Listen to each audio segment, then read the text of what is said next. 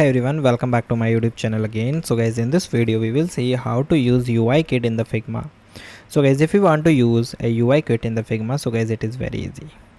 So guys, first of all you decide which type of UI kit you want. You want for web development and you want for the app development. Okay, after that you simply guys click the option of community.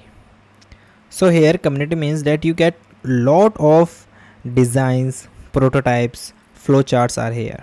Okay, so you simply go for the search. So in this video we want the UI kits.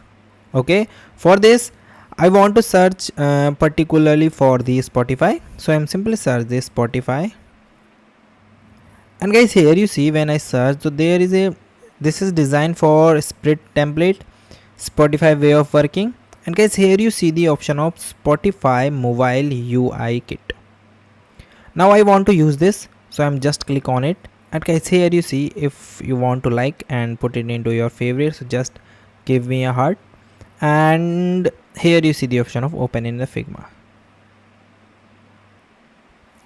After that you just wait a second, your UI is now load.